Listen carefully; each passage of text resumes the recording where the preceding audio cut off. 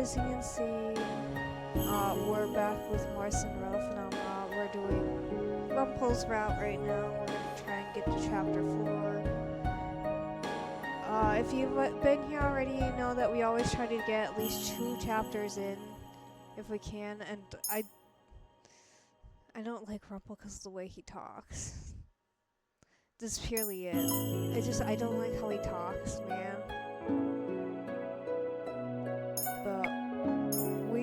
We're on Rumple's route. We're only doing the good route. I've already done good and bad route for both Karma and them.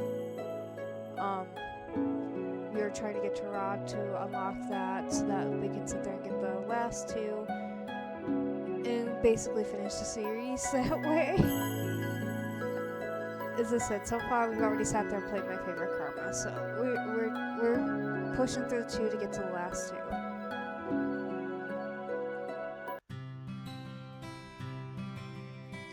But anyway,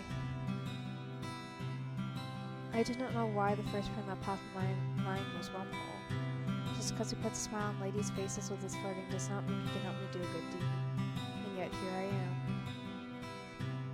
I find Rumple on break, surrounded by a few giggling ladies. His hands make dramatic sweeping gestures as he showers them with compliments. And you, my sweet, are like sunshine peeking through the clouds in a dark day. You litter the ground with so much golden light and make every flower reach out towards your warmth.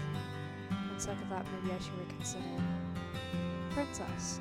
Rumple notices me, however, and immediately waves me over.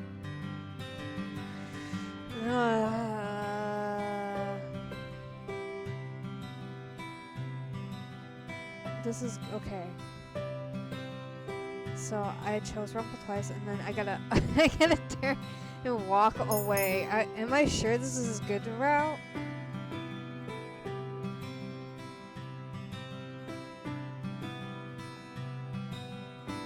Okay.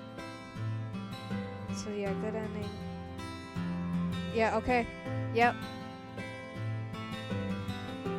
Alright, I'm just double checking to make sure. I just remembered that I have something to do. I turn around to start walking away, but I immediately stop when I feel Rumple's hand on my shoulder. I slap his hand away. Fierce as always, remind me of a rose with thorns, princess. Leans closer and looks at me. The thorns are what makes the rose so alluring. God.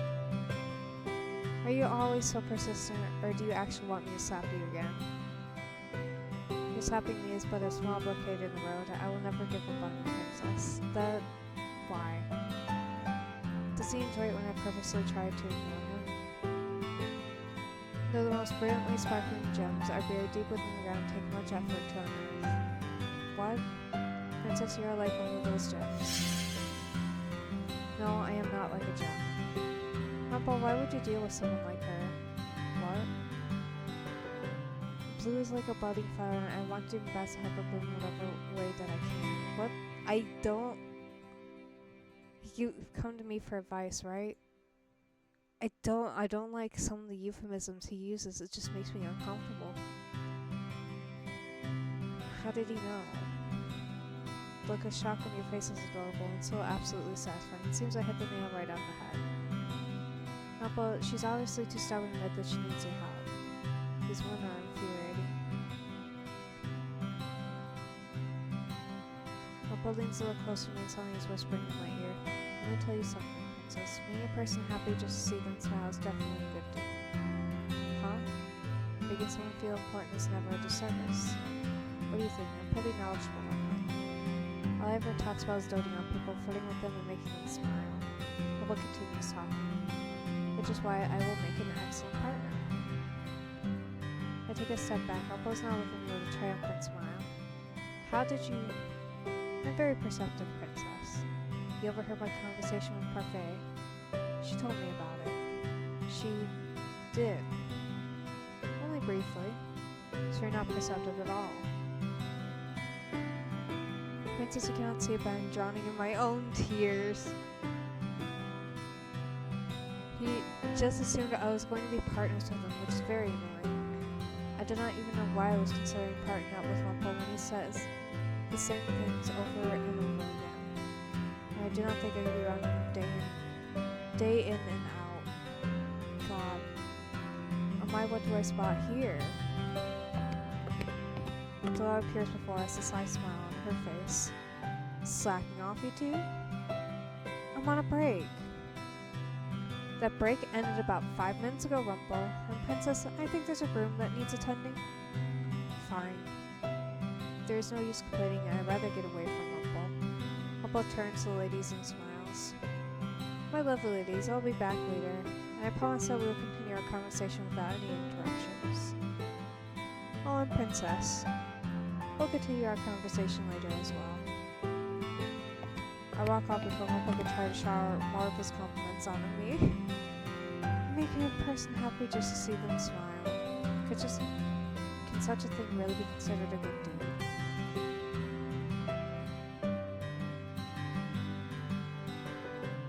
Like, yeah, making people smile can be considered a good deed, but I don't know if the way that he sits there and tries to make people smile is the right thing to do. The days of the tavern go by quickly over the next week. Princess? Princess? You've been staring off into space. I was just thinking. I just finished using this broom, and now I'm helping you sort some of the shelves in the back.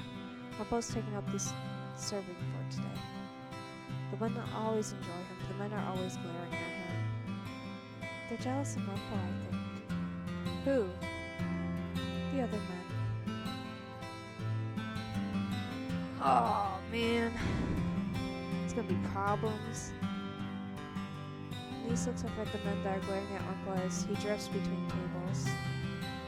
I'm worried about Rumple too. What are you talking about? You were looking at Rumple with a funny expression on your face. No, I wasn't. My words are clipped and my voice is cold. Anise looks at me sadly, but I do not care. What I do is none of her business.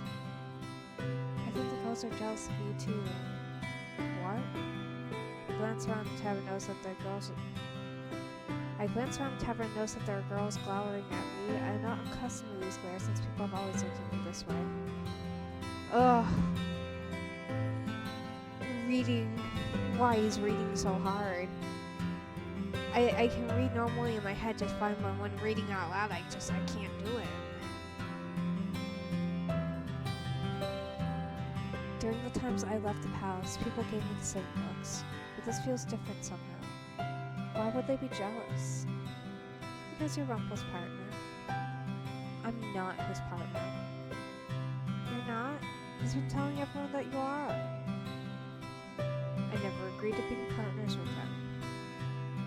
I felt your long gaze pulling back, and I've arrived, my princess. Rumple suddenly appears before the two of us, smiling brightly. I suddenly have a strong urge to slap the smile right off his face. You are not partners. Princess, you asked for my advice. Advice I gave to you because I care. No one else cares so much about you as I. And so I proclaimed us both partners because we are matched made in heaven.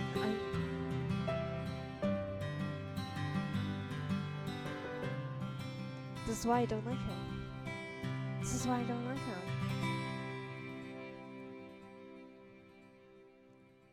You're so overwhelmed with gratitude that you're at a loss for words. This is how I'm feeling exactly right now.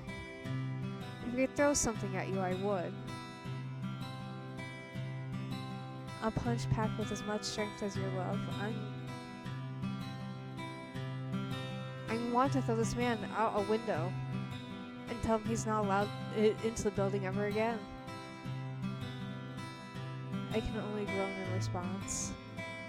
Oh my. Hello everyone, it sounds like you're having fun. How is this fun? Rumple's never fun. All he ever does is spout nonsense. Oh god, my internet's having a problem.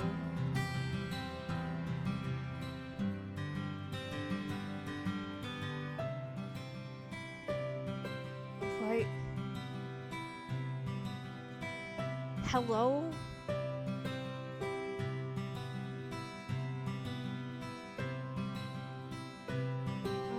my thing has reconnected to the chat room like at least 4 times.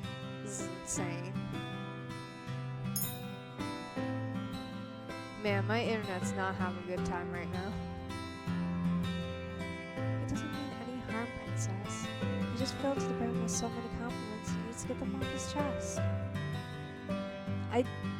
I don't see it as that, but okay. Or you can go direct him at one of his many other adoring fans. I shift my gaze to rumple and furrow my eyebrows at him. Or do you only direct them at me because you enjoy how much I ignore you? I only wanted to help, Princess. That's what partners do, right? But we are not partners. Just try this partnership out, Princess. I promise it'll be worth your while. Nothing ventured, nothing gained, Princess. You can always change partners. Lady Parfait, you've broken my heart. Yeah, whatever, dude. You're very good at healing your broken heart by now, Rumple. Oh, oh. Man. That calls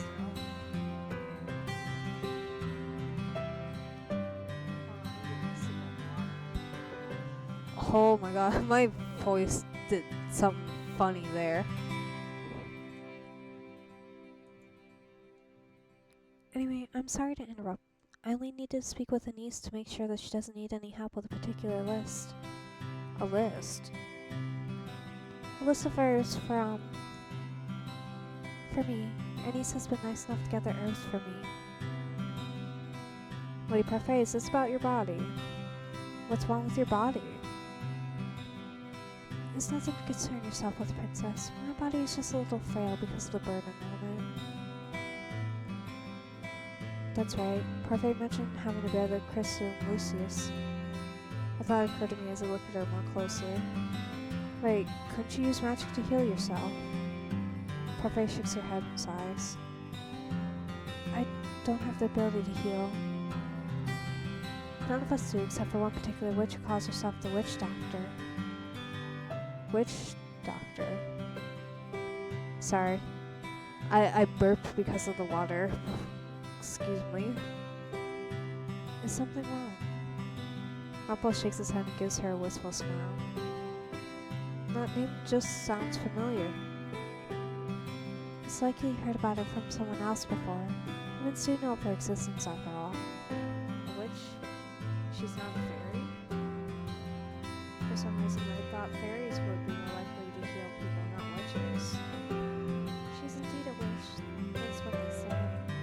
Though I've never met her myself. She's the only one who can heal illnesses with magic. She doesn't associate with other witches though, and keeps to herself. Nobody has known where to find her for a very long time. Suffice it to say, we can never seek out help from her, even if we wanted to. Parker shakes her head. No, unfortunately not. Rumple looks grim. Parfait quickly dissipates the gloomy atmosphere with clapping her hands. If Blair was here, she would say, alright, story time is over. That was all very interesting. Interesting, but it's not really helping anyone. The body's the way it is because of the Great War, then? Like I told you before, the Great War has made the body a lot weaker. It's something I can't be good. I don't have an ear, so... If I was about ready to say something, but go silent. She has a sad look on her face and I don't understand why. Niece immediately speaks out. I think I'll be okay, Lady Pepper. I was actually going to go on an errand run in a few minutes. Do you need any help? I'd be more than happy to escort a lovely lady like yourself around town. Niece pulls out a list from a bag nearby and holds it out. There are only a few items on the list as far as I can see. Don't worry about it, Rumple. It's not that much at all. Rumple stares at the list, his expression suddenly smooths and something more serious. May I have that? Niece hands the list and slowly takes out a pen from his pocket. Seriously looks over the list quietly and scribbles some things down on the bottom. Afterwards, he hands it over to Niece. I've added some things that might be helpful. The herbs on the list are for joint pain. You might want to be a little more general. How does he know all that? I'm going to stare at Rumple's wide eyes. Even Parfait looks impressed. Use herbs for foreign help? Maybe. I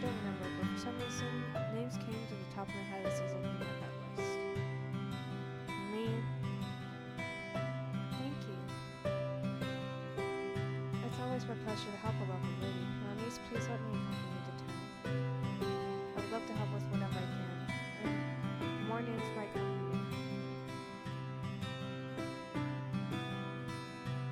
Nance had to look at the list of the herbs and was just like, yeah, no, these help out with this thing, but you want more of this, and you're just like, yeah, no. What could he possibly be? That sounds nice. Thank you, Uncle. Uncle turns to me, a mischievous smile on his face. And if he looks at me like that, I know he's going to suggest something ridiculous. Princess Blue should accompany us for the experience. I do not need experience. How are you going to shower people with compliments if you know nothing about them? Be out in town will be good for you. Uncle has a point. The more you expand your world, the more willing you are to learn more about people. I do not need to be lectured. Oh, Princess, it wasn't meant to be a lecture. I'm just letting you know that experience is invaluable. Come on, Princess, let's explore the lovely niece around town. What about your work? Uncle puts a finger on my lips and moves. No one sees I've thought of that, so it'll be our little secret. I slap his hand away, but he just grins at me jokingly. How did I get dragged into this? Please, don't stay out too long. We won't. Sits there is like, yeah, I can use this to get out of work. I don't want to sit there and work. I'm gonna go shopping instead. It's fine.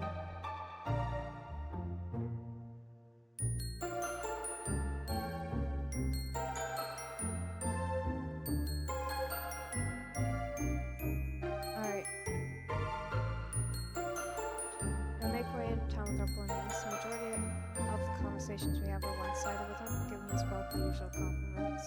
He never seems to tire of it. Uncle helps the niece pick certain herbs and a few other medications. He accepts all the compliments she gives him with return for a smile. And the niece knows about herbs because she's helped me before, but how does Uncle know so much about them? To be part of the past he doesn't remember. Anissa enters the store by herself at one point, leaving me alone with Uncle. I'm a mysterious man, aren't I? I turn to look at him and notice that easy smile adorning his face. The man with amnesia is full of secrets after all, but you're even more curious about me. Women always love mysterious men. What? How does that make sense?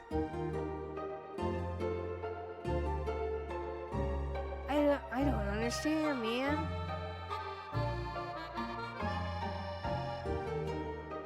I do not particularly care. Princess, if my curse is my amnesia, then shouldn't you care somehow?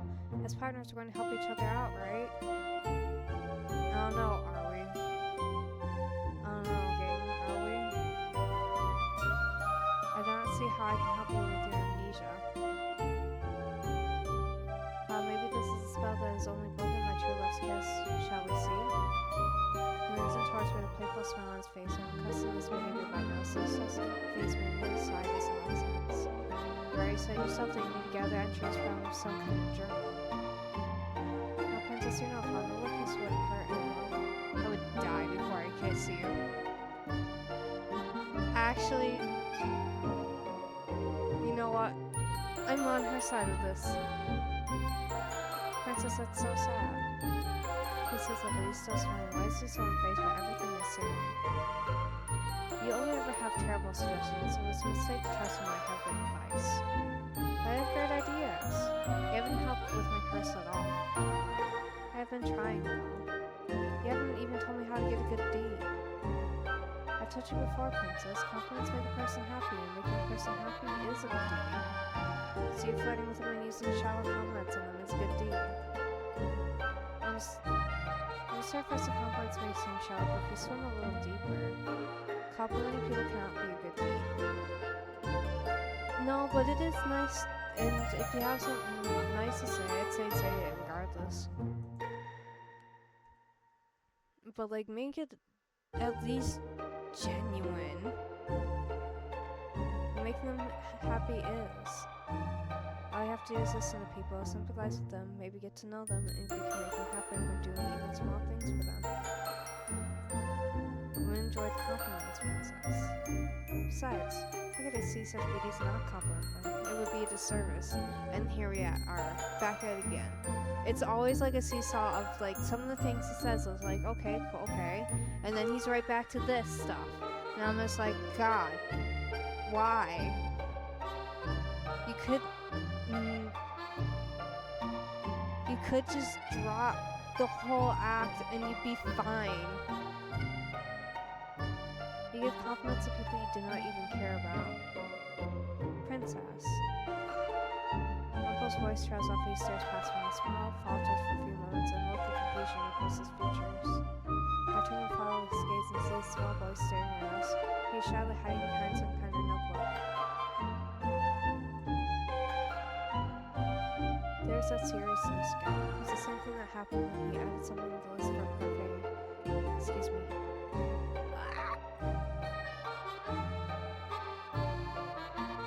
And suddenly the expression changes and Rumple's usual bright smile. Hello there. Would you like to come and speak with us, young sir? You don't remember me, sir? Oh, do I know you? I used to come to your clinic. You saved me before.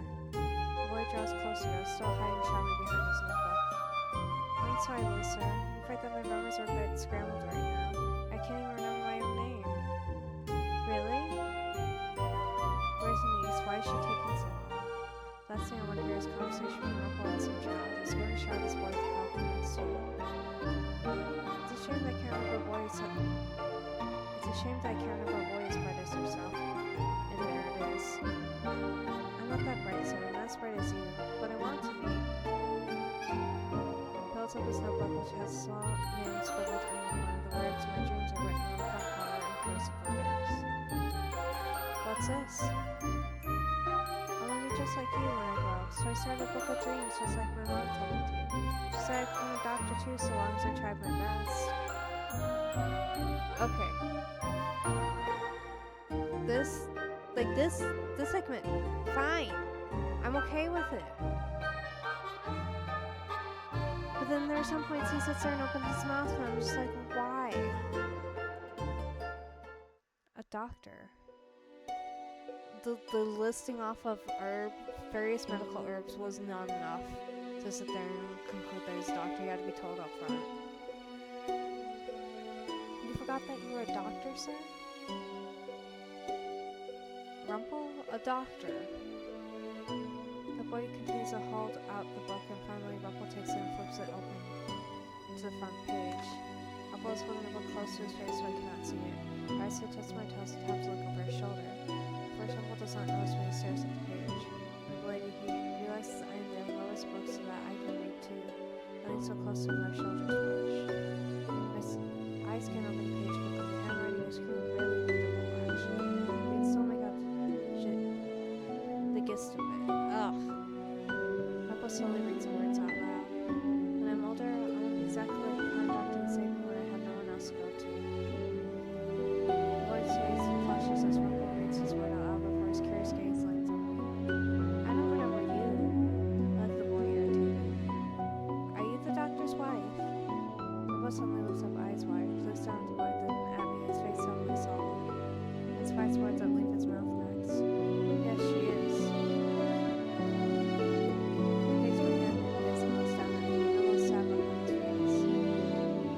Okay.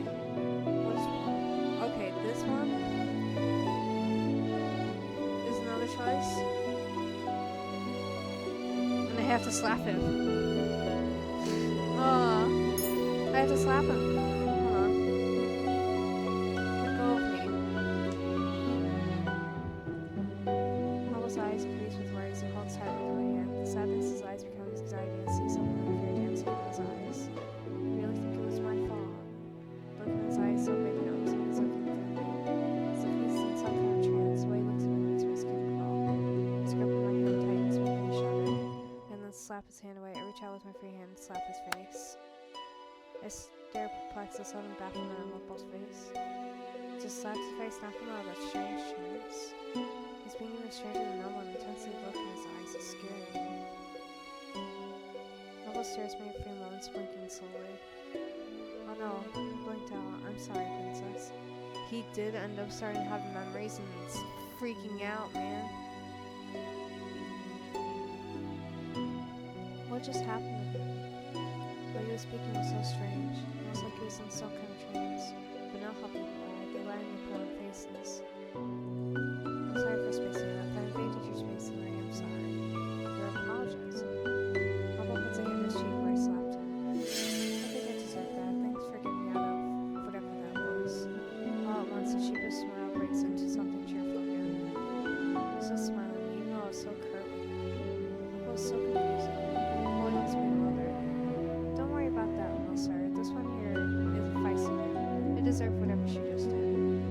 So she's not your wife, sir? Papa looks a little surprised and he laughs. Unfortunately, no, the beautiful lady here is not my wife. Papa absently rubs at the back of his neck and looks up at the sky. I'm not entirely sure what just happened, but it seems like I'm uncovered something very important today. The beginning of something important. Something important. Let's talk about a memory. Yeah, he had a memory take over.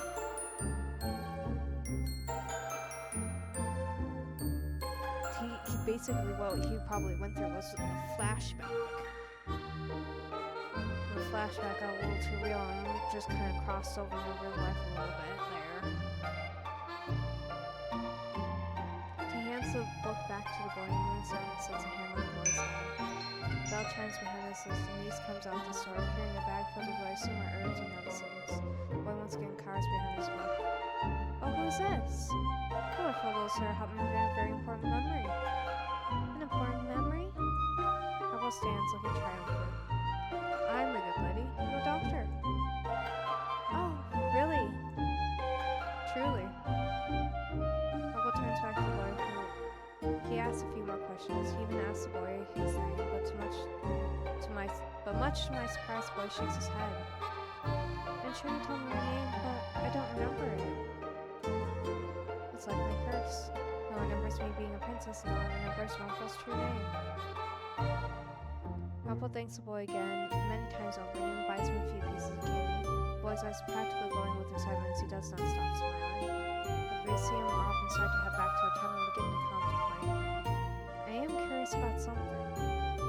Oh? You said that you need to fill your journal with memories in order to get them back. The journal you just read wasn't yours. It appears not. Hi, Aries. Hi, baby boy. Oh, hold on.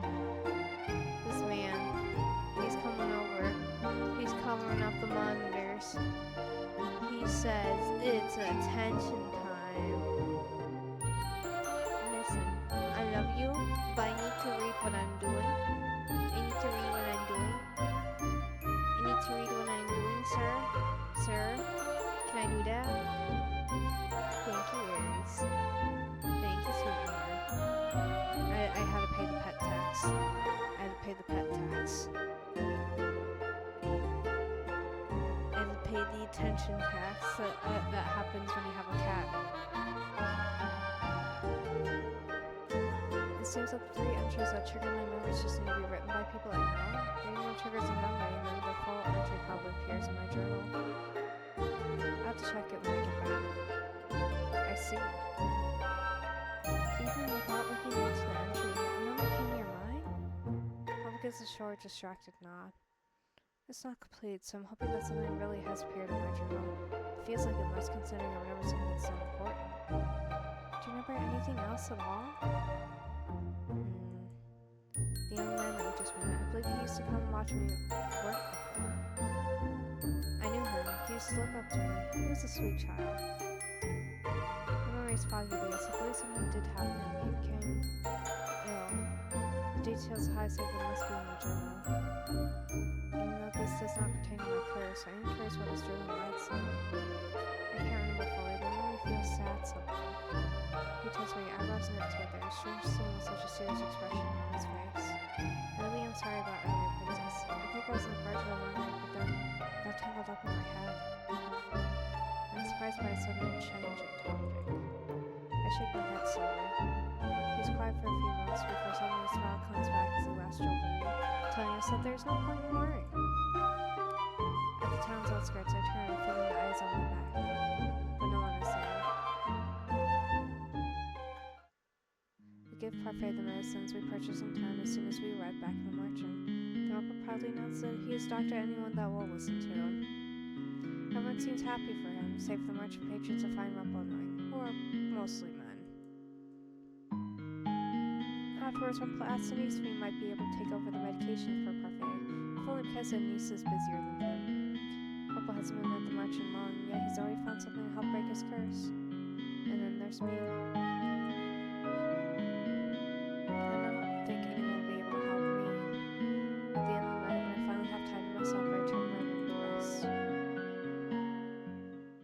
Right, there's one more decision I think, and then in the next chapter.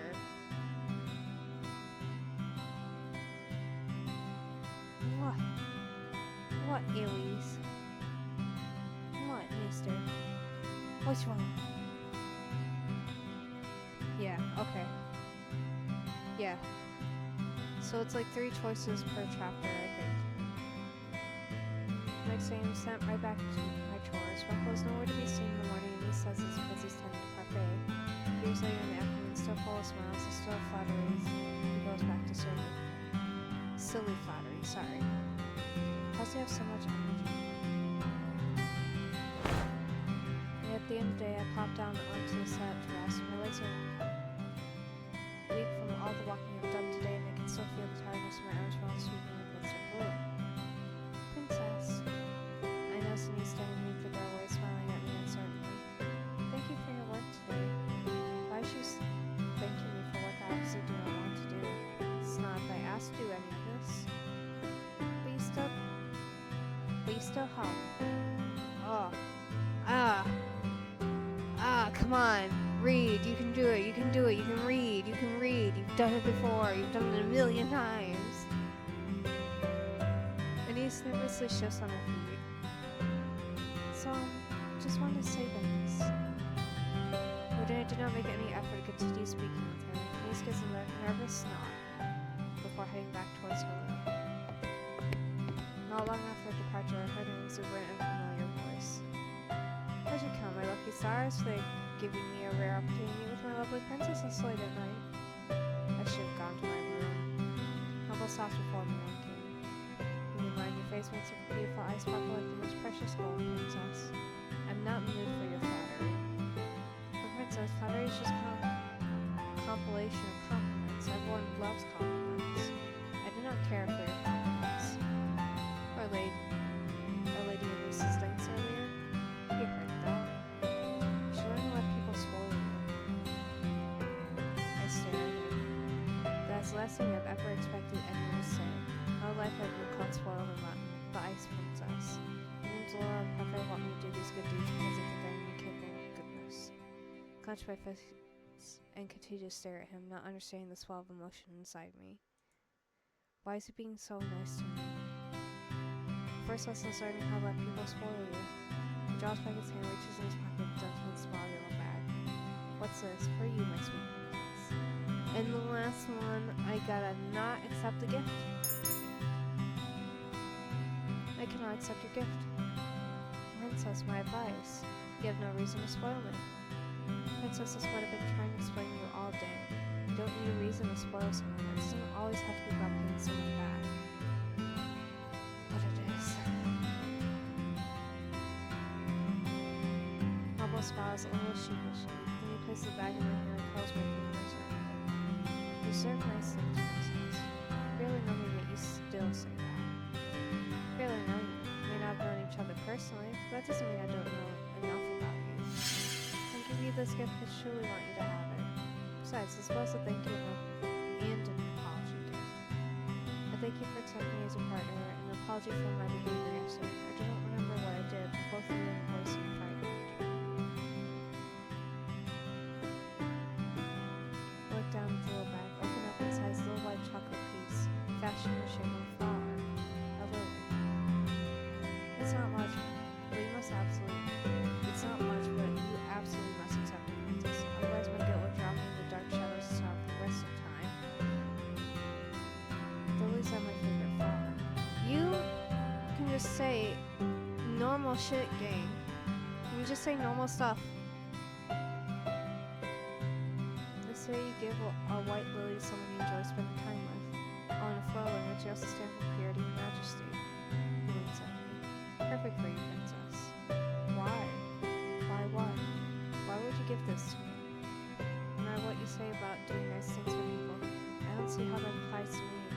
And why would you thank me for being your partner? I didn't even want to be a partner at first. But you do now? Unable to withhold my surprise, Bucky raised an eyebrow in his eyes. Princess, you don't trust compliments, do you? Mother always told me that people were two-sided, but they'd say anything to make you believe that you fly. No. Never fear, my sweet princess. Make sure I'll compliment you until you learn to accept them. But, no buts. I derive my happiness from making ladies like yourself happy. The compliments may seem strange to you, but don't worry, you'll see it in time. I see what? The connections between people. These summer and Joseph Webb, I get to know an awful lot about people. It's the reason I can guess so much about you. How could Rumple possibly know about it? So what do you think? Are you more attracted to me now because of my mysterious aura, or my doctorate sophistication? He was supposed to be his eyes sparkling. I'd be your own personal doctor. See, as I said, he could be normal, but then he does weird shit like this. I will slap you if you touch me again.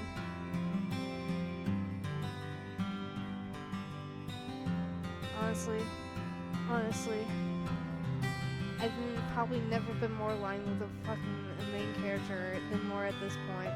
It's like, you could just be normal. You could just do that.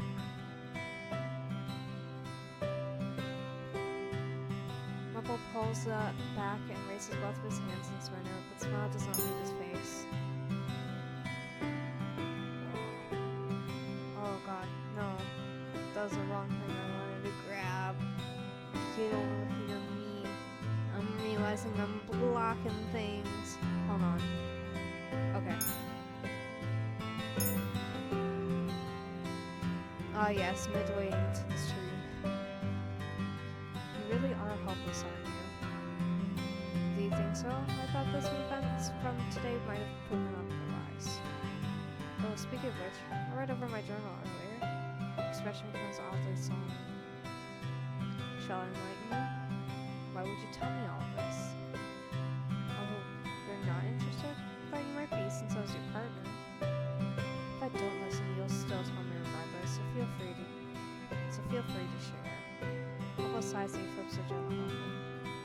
Unfortunately, it was not much. The memory began coming together again as I was reading, but a lot of it still doesn't make sense. Glance down at the entry he had stopped at. Look at the bottom of the page, princess. Fowl's gaze at the bottom of the page and paused, noticing the conspicuous gap. There's no signature. I always sign the end of every entry I write. I wonder if that might be the final piece of the puzzle. The final piece of the universe? When my name refuses to show up in the book, it may very well be the final memory I need to regain. Oh. You believe that the signature will be what gives you your true name, then? I have a feeling that might be the case. Well, Rumple's story, his true name wasn't found until the very last day of the deal, so, you know, makes sense in line to the story. That's the first thing I noticed when the entry appeared. That would explain why the boy in town didn't know my name either. And there's something else. Something else that is missing? The journal entry is cryptic at best, vague, almost like an incomplete puzzle piece. I stared and not understanding, slowly Rumple begins to explain. It says here that the boy's family rushed into my clinic. He had a terminal illness I could not cure. He was at death's door and I couldn't save him. But he's still alive, isn't he? Even said you saved him. Yes, there's a resolution in the journal, but it's not very helpful. I glanced down the journal entry as Rumple continues to speak. I refused to give up. I knew that there had to be a way to save the boy. I never gave up all my patience. The journal entry describes someone who came to help me save the boy. This book and points to the words, reading them out loud. I met her for the first time today. She told me she had some way to help the boy, so we struck a deal. I hope I do not come in with this. He snaps the journal shut, startled me. He sighs the event and came through his hair. That's it. Someone helped me somehow and I made a deal. I've seen this relation in my purse but can't say how. Why did you write so vaguely? I wish you could ask my past self that same question. Ugh. To the end, you're still not sure when you were first. Papa pauses and shakes his head. I believe it started here. Not the curse, but events that led to it. There's a reason this is the first memory to be triggered. It's important. For a few moments, the two of us are quiet. Uncle's curse is a mystery. Not because he's hiding it like kindness, but because he does not understand it himself. After a few minutes, Rocco begins to laugh, breaking the silence. I look at him startled. What's so funny? Oh, it's not funny, it's just... This is all very mysterious, isn't it? The more mysterious past makes me more learned, doesn't it? Only Rocco could take it such a serious moment and change it into this. Well, what do you think, Princess? Are you drawn to the mystery of it? I have no choice. You'd tell me even if I didn't want to know. Oh, but you do. I can see the curiosity in your lovely golden eyes. I could see it earlier today, too. Thank you for accompanying me to town. I believe that I only met the boy because you were there to guide my way. We were looking for medical supplies. The boy appeared through a mere coincidence. It was more than coincidence. It was destiny. Fine. Whatever you say. Listening is exhausting. It makes me realize how tired I am. And all these revelations are making my head spin. I'm going to go to bed now. I'm too tired for this. It's indeed been a busy day. We'll continue this enlightening discussion some other time. Perhaps. I turn to walk away with the little chocolates in my hands. As I walk back towards the darkness of the hall, Uncle's soft voice echoes behind me. Sweet dreams, my princess. Man, he'd be cooler if he was more normal.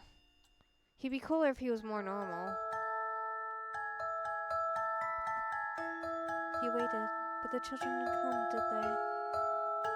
They promised they'd be back today. We even crossed pinkies. Promises are futile, dearest heart. But I've told you before and I'll tell you again, people are selfish creatures. They always put their own well-being before others. No one does anything selflessly. To put your trust in someone is weakness, Blue. Even those that make promises will only keep them if it benefits them. And you, my sweet, are obviously not beneficial to those children. So they didn't like playing with me? No, they did not.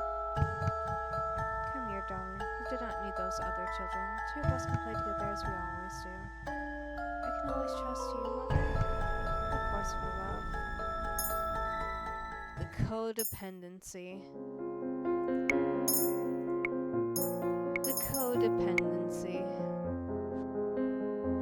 My head feels foggy. Maybe it was because it took me forever to fall asleep yesterday. And then to make things worse, I ended up having that dream. Mother, you're the only one I can trust, right? I slowly slide out of my bed and make my way over to my dresser. The little bag is still where I left it last night. I open it up and let the little white chocolate lily fall into my hand. Is he really trying to help me? I remember his face yesterday and his bright smile as he presented this to me. I slowly run my fingers across the delicate white petals. He couldn't have known lilies were my favorite flower. There's no reason to be sentimental about something like this. It's just silly. I'm about to put the flower back in the bag, but I stop eyeing it once more. Slowly I bring it to my lips and bite off a small petal. It's actually pretty good. I stuff the little flower back in the bag and make my way downstairs. The march is not busy this early in the morning, but everyone is starting on their chores. At least I assume as much when I see a niece in the Waltz who is helping her stack things. Man, why am I having so much trouble reading? I don't know why. I swear I usually can read, and I'm just having a little bit of trouble tonight. I don't know why. Then I hear rising voices and realize that not all is calm. At least I don't have to pretend to be something I'm not. You say you're not pretending when you go around flirting with all the female patrons day in and day out. You cannot seriously mean all the drivel you spout. Come and Rumple stand on opposite sides of the table, staring each other down. A teacup filled with what looks to be cool tea sits close to Carmel, abandoned. Footing with Infidelity is not a crime. One day your flirting is going to get you in even more trouble than it already has. Alright. So I got 3 more choices to make, and then we ended up for here tonight. Because we do 2 chapters. We're doing chapter 4 and then... Oh. A lot of chapters. I never had ladies say I mistreated her, not once. Oh, I'm sure many could attest to be more than slightly annoyed. You're only jealous I can speak to ladies without a disguise, aren't you? Karma slams his hand down the table, shaking it. Kevin grows quiet. Wallace looks over. His eyebrows furrowed with worry. If you so much as make one more comment about my curse. Then stop making comments about how I speak. The 2 continue to glare at each other. Wallace looks as if Karma might circle the table and slap him. But the fight freezes as Julian strides up to the 2 men. It's too early for the 2 of you to already be at each other's throats. But he started it. All I did was make a comment. He was the one that picked a fight. There you go again, twisting words. Julian stomps on the ground. The 2 men once again turn to look at her. It's my job to break up unnecessary fights, and I will do it. You 2 must continue fighting to go and do it somewhere else, like the forest, where you can't disturb anyone. Both men turn away from each other, obviously agitated. Uncle's expression is cloudy as he makes his way over the bar to begin helping set the tables. Julian notices me watching. She raises at me with a terse smile on her face. Sorry I had to wake up to that, princess. A shrug has made her way over to Mr. Brew. It's like waking up to 2 children arguing. Agreed wholeheartedly. Julian sighs before looking at me thoughtfully. Maybe you could have a word with Rumpel later? I have no idea how their argument even started. Maybe you can get to the bottom of it. I'm not a babysitter. But I heard the 2 of you were partners. Anyway, hopefully this doesn't happen again. Good luck with your work today, princess. Julian walks off, vigilant as always, and no Scarlet looking at him from the bar, a slight frown on his face.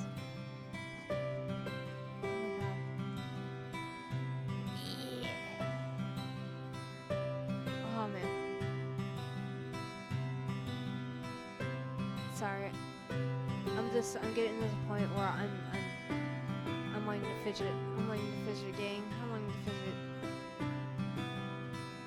I start working around the tavern, starting first with the cleaning and then with the stacking. Zora makes snide remarks about my slowness as I work, and try my best to ignore while occasionally throwing her insults back at her. It is as if she has nothing better to do. Zora enters the tavern, opens a party stacks inside the bright smile. She looks more energetic than usual. I wonder if this is because of Rumpel's racing suggestions. Later, I manage to catch Rumpel when the 2 of us are both on the break. He looks pleased to see me until I mention Karma. Why were the 2 of you fighting earlier? What a sad day it is. The princess talks about another man in my face. Just to answer me. I was getting ready for the events of today, and was always speaking the lovely women who filter in and out of this place. And the beast appeared behind me. His insults are dramatic. Your flirting is distracting me, he proclaimed. Well, your flirting is annoying. All I'm doing is complimenting women. I'm not impeding anyone's work. I thought that the only reason he was calling me out on such a thing was because he was actually jealous. She just should have seen his scowl. And here we go. So I politely told him to mind his business, but he was relentless when he continued to insult my demeanor. Well, I had to say something back. I wasn't the only one to start the fight. I swear they both really do sound like children. I doubt Karma will be going along. Princess, you don't really think I'm so confrontational, do you? I think Karma's far more confrontational than Rumpel. It does not help that Rumpel always sounds back at her. The 2 of you are both at fault. Princess, yet you were still having a childish argument. I think that Rumpel might try to protest again, and I'm surprised when he shrugged his shoulders and sighs. Yes, he was childish, because that man is a child. I rolled my eyes. Ah, your irritated scowl chills my heart, princess. I feel a tinge of excitement. I'm leaving now. Jesus. Said, could be normal. I'd be more okay with him. He could be normal, and I'd be more okay with him. There's really no point in having this conversation. There's a problem between Karma and Rumpel. They aren't children, they can figure this out on their own. Oh, princess of my heart, why must you depart so early? I ignore Rumpel and leave him standing where he is. I should return to my shift a little early. Honestly, I'd much rather focus on work than Rumpel. He can be just as tiring, if not more. Though after what happened last night, I don't think he's as terrible as I thought. Today's going, Rumpel and I speak only briefly during our breaks. Every day, I eat another piece of lily until only one is remaining. One afternoon, just before my break, Rumpel approaches me with a mischievous smile on his face. "Oh, lovely princess, how are you today? What do you want?" "Your cold shoulder is enticing me. I have one more table to serve. Do not bother me. Princess, I've decided I know exactly how to teach you to be good. All of your other lessons have been useless so far. Please, just trust me." But my trust in someone is weakness. "I'm going to teach you how to flirt." I hate this bit. I hate this bit so much. I hate this bit so much.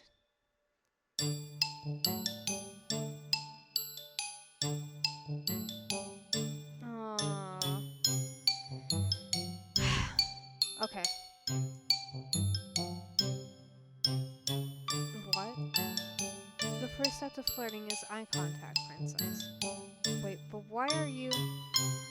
Rumpel points at my customer, a young man sitting right beside the window. The second is to smile. Smile, princess, because I'm sure you look even more stunning when you do. Then you start a conversation with him. Body language is important. There are certain signals that key men to the fact that woman is interested in them. A big playing with your hair is one. Just a tap on the shoulder is another. I should have expected Rumpel to spout this sort of nonsense. Princess, the customer's been waiting for a while now. Is something wrong? I noticed the customer looking at me expectantly. He's just some man, a usual customer that I actually see often. Princess, don't forget the compliments. Make them as delicate and as straight up as you can. This is not going to work. I move away from Rumpel before I can muddle my thoughts any further. Already my feet feel like lead. I find myself staring at the man for far too long. The way he stares back at me, expression so unreadable, suddenly makes me feel more uncomfortable. Do I really have to do what Rumpel says? I stop in front of the man and set down his tray, my eyes still on his. I don't have to follow Rumpel's advice, but for some reason my lips work. The smile on my lips though lasts all of a half second. Are you okay? I have to do the attempt to flirt for the good end. This is gonna go awful. This is gonna be terrible. I can feel Rumpel smiling in my back. I swear anyone else but him, I would think it was some kind of prank. But considering this is the way Rumpel acts all the time, maybe he's really trying to help me. I try to recall how he flirted with his customers before. I could not help but notice you were alone, sir. I'm always alone. My heart is thumping far too loudly in my chest. What kind of things does Rumpel usually say? I mean, most people think I've ever met. First, you have stolen my heart and stolen my gaze. I adore caffeine, the stars, my sweet, if I could, I would just stare in them forever and lose myself in their majesty. My rose with thorns, the thorns will make the rose so alluring. How does this spout complimentary gibberish? I'll try to do the same. How is it that you would always be alone when you have such lovely eyes? Custer stares at me baffled. I force myself to continue. Your eyes remind me of the leaves in the fall as they flutter beneath the bright gaze of the sun, and I saw the words, nothing more than a shallow eye made me feel strangely hollow. And I was just staring at me, but he looks uncomfortable. Still, I do not think he's anywhere near as comfortable as I am. Ma'am? Perhaps you would... My voice trails off. I bite my lips so hard I can taste something metallic. My expression a mixture of awe and perplexity. I immediately turn away from him and walk off. My whole face is hot and I feel anger boiling deep down inside of me. Ah, princess. Leave me alone. Princess, we're not done. I do not care. I ignore everyone's gaze and make way quickly as I possibly can up the stairs into my room. There I collapsed in my bed and lay there with my arms outstretched. Why would I have ever even thought of taking Rumpel's advice? Hours go by. Eventually I realized it's time to help Denise with the night chores. Now I'm helping her restock some bottles that Watson Karma brought back from town. Denise does not mention what happened earlier today. I slip out of bed and head down to the main area of the tavern. The room is mostly quiet by the time we go downstairs. My friend and Laura are talking to each other at the table. Carmen passes me by as I walk downstairs. He looks exhausted and oddly frustrated. I miss him. I miss him. I make my way over to Anise, who's already putting bottles on the shelves. Princess, are you okay now? I'm fine. Now, what did you need me to do? Anise explains how restocking works. She shows me the labels on the shelves and explains that the empty spots are where the new bottles go. It's not a hard job, and one I can easily do without thinking too hard. For all the only sounds that can be heard in the merchant are the bottles clicking against each other, Anika is the moment between Puffy and Delora. I have no idea what they're talking about, they look serious, so it must be something important. So, Princess, can I ask what life was like at the palace? Right. She can't remember working in the palace before. I don't mean to pry. I was just trying to make conversation. I would rather not. Okay.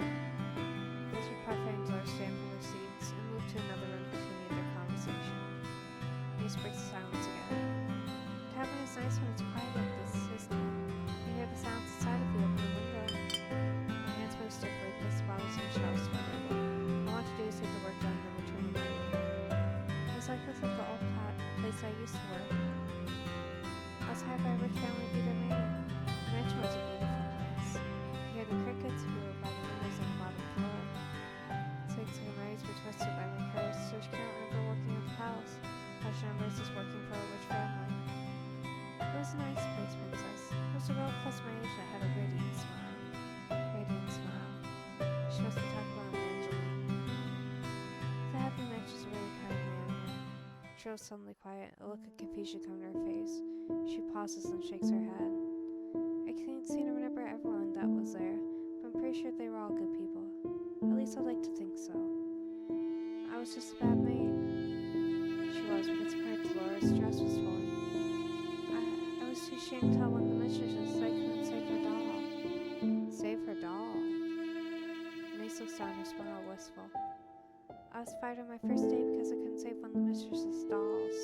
I was cleaning the shelves that day, and I went in and I saw a clerk coming through the open window and was pecking at one of the dolls. I should have waved it. I was too late. The doll had a little rip in its dress, and I was fired for not doing my job properly. So it wasn't Niece who ripped Dolores' dress, but a bird.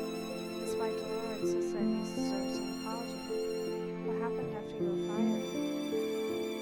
Lady Parfait found me in the streets. Back to my aunt's house. Not after what happened. She never liked me anyway. Annie's face clouds briefly with sorrow, but the expression is short-lived. I can never forget the day they let me leave Parfait. I thought I would be able to help her and anyone else that got sick. I even do all the cooking since I've been making meals for my father since I was a young girl. I begged her to take me in, and she did. I owe Lady Parfait a lot.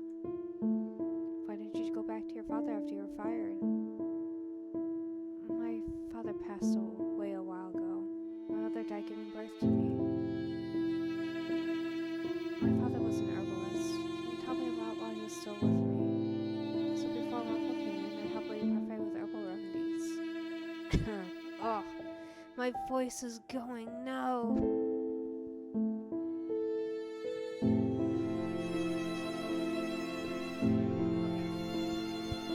Some water. We'll be good. We'll be good. So you have no one. That's what I thought. But now I have everyone here. Not just my family now. Family. Princess, we're all happy to have you here too. You really help out around the marching.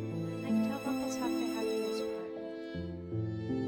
Remember what happened today still seeps back in my mind. And I help the irritation bubbling up inside of me.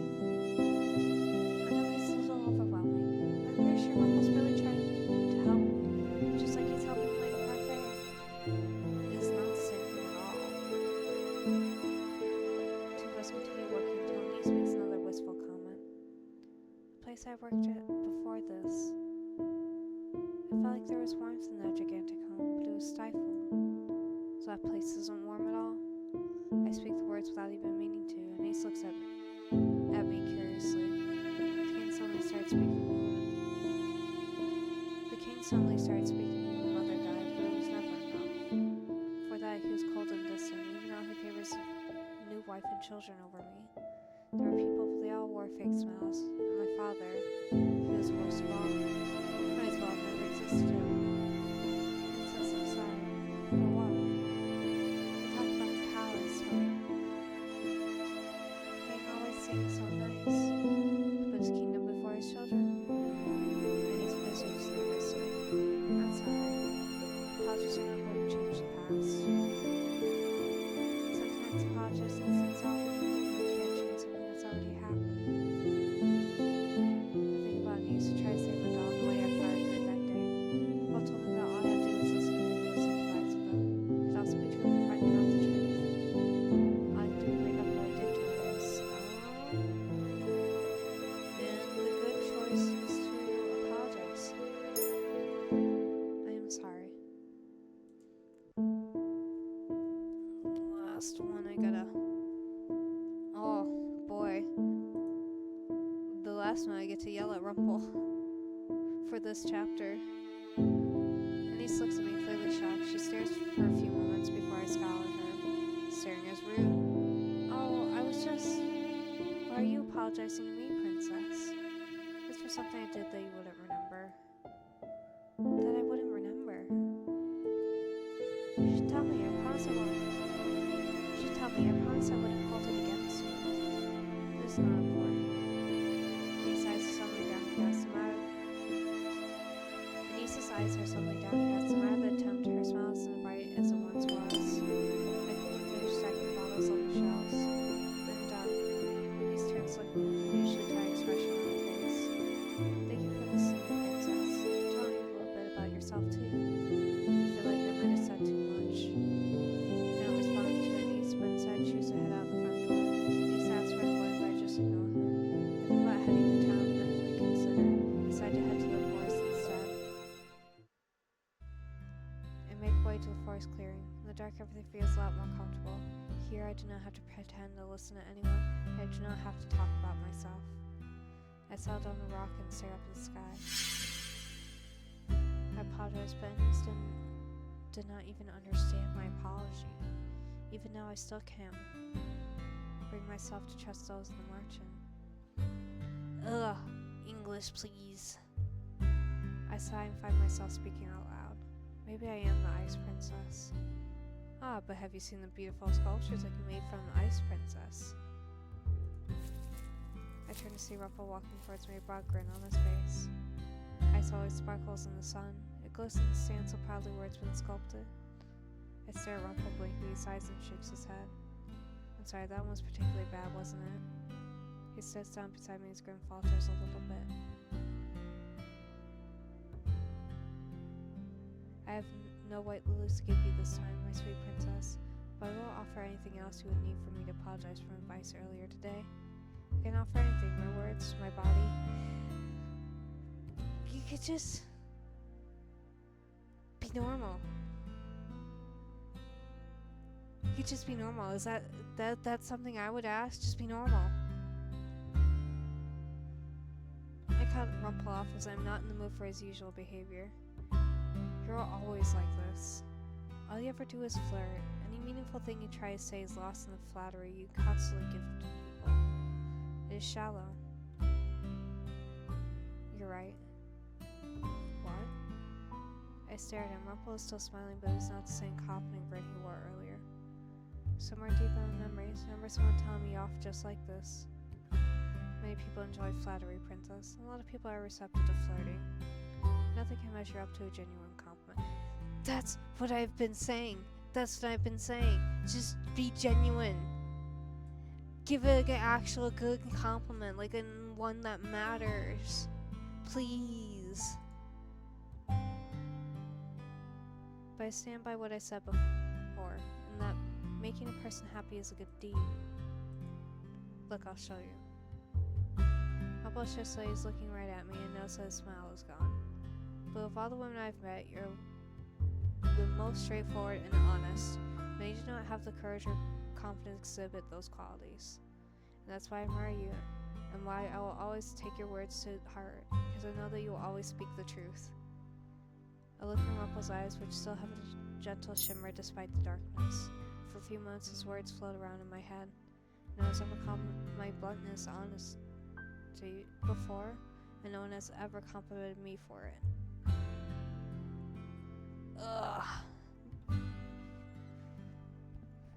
Ugh. Rumple told me before that I deserve to be spoiled. Maybe it's because he sees the things that I do in a more positive light. My, you're struck speechless by that, aren't you? You look cute with your cheeks so rosy, my sweet princess.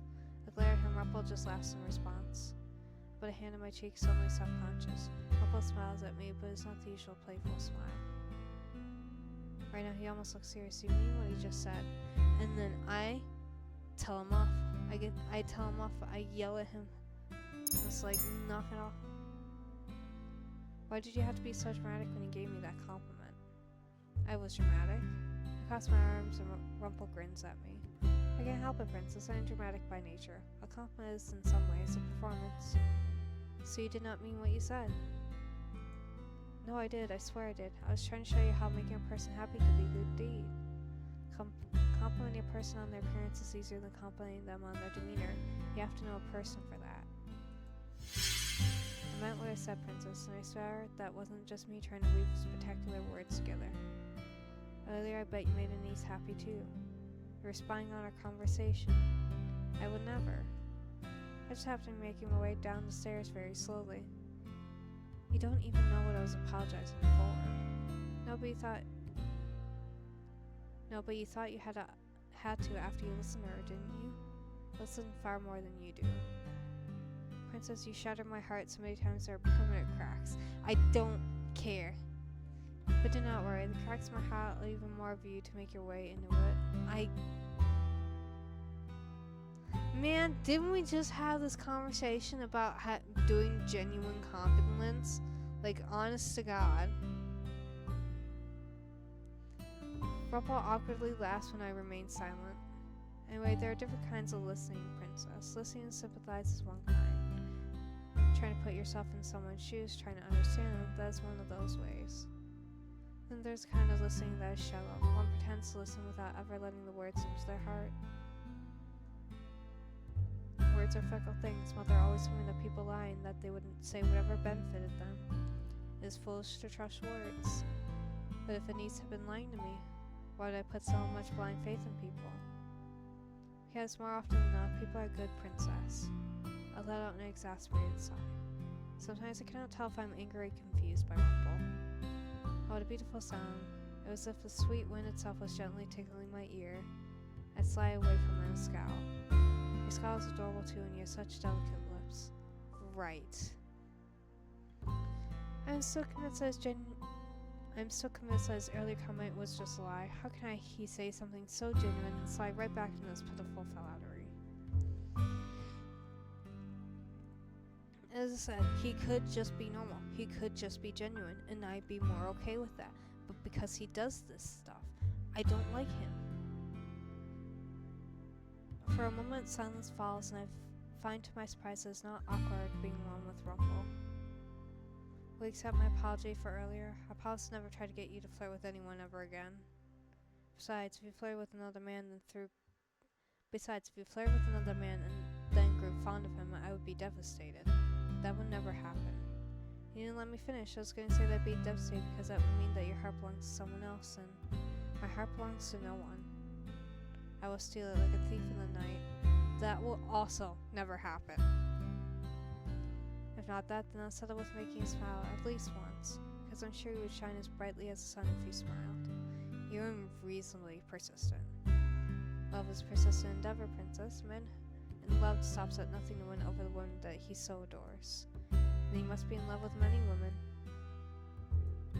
I stand up. I would appreciate you just complimenting me when you mean it. See, this is what I mean. This is what I mean. Princess, I mean every one of my compliments. I have no energy to chastise him right now, but at least I no longer have the anger inside from earlier.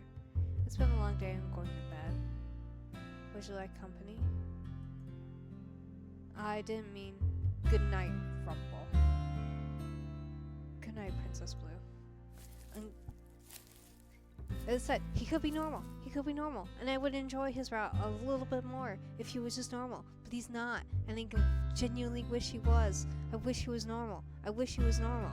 I wish he was normal. God, why is he like this? I make my way back to the tavern, feeling surprisingly light. Still, even Rumpel's word might make me happier than I care to admit. He's not doing a very good job of helping me with my curse. I have to do this on my own after all. Alright, and that is a chapter. That is a chapter. Calling it here, calling it here. Calling it here. This is the end for now. Thank you so much for joining me. Thank you for watching. If you like my stuff, you can go see me over at my YouTube, which is Blue Seer Boy, spelled BLUESERBOI. I upload these as unedited VODs basically to that channel. And if you like the stuff over there, hit the like and subscribe. Otherwise, over here, hit the little follow button. I'd appreciate it if you did. You know, it'd be nice. It'd be cool. And if you want to see me over on my Twitch, you hit that follow button. You get to see what I upload. Twitch again is blue_seer. I'll see you next time. Bye.